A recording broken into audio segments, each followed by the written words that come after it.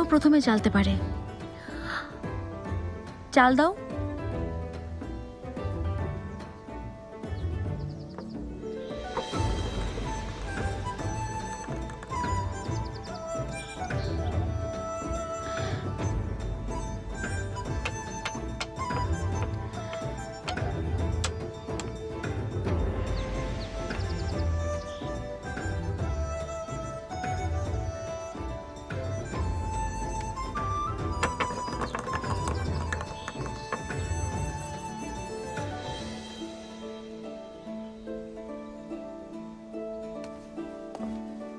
কি ব্যাপার, খেলছো না কেন? আমি এটা পারি না। পারো না? তুমি তো এই ধাপেই হেরে যাবে। 2 ধাপ বাকি আছে।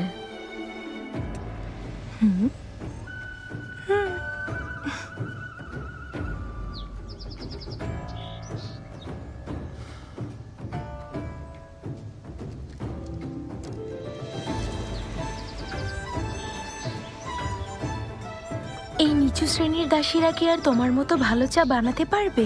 আমি নিশ্চিত এই ধাপে তুমিই জিতবে। ঠিক বলেছ, চা বানানোতে আমাকে কেউ হারাতে পারবে না, দেখো।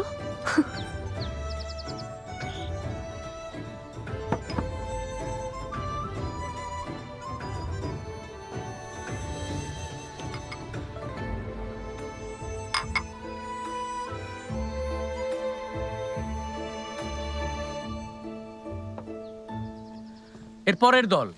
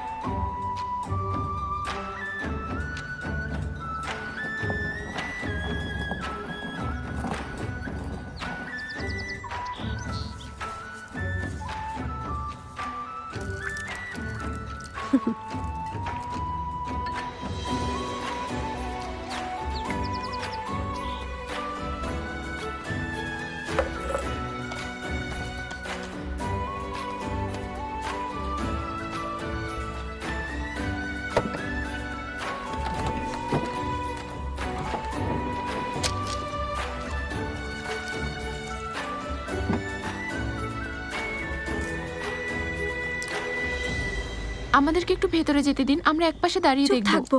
যাওয়া যাবে না, বলেছি তো। স্বাগতম প্রিন্স ইয়ানশুন। ওদেরকে ভেতরে আসতে দাও। ঠিক আছে মাই লর্ড, আপনি ভেতরে যান। খুব ভালো। চা বানাতে দরকার বিশুদ্ধ পানি। আমার মনে হচ্ছে ওই মেয়েটা চা বানানোর ব্যাপারে খুবই সচেতন, তাই কূপের স্বচ্ছ পানি ব্যবহার করছে। বুদ্ধিমতী। লর্ড উইন্টার, তোমাকে আজ একটু বেশি খুশি মনে হচ্ছে। অবশ্য খুশি হওয়াই স্বাভাবিক। খোঁচা না মেরে প্রতিযোগিতা উপভোগ করো। বসতে পারো। আপনার হুকুম শিরোধার্য।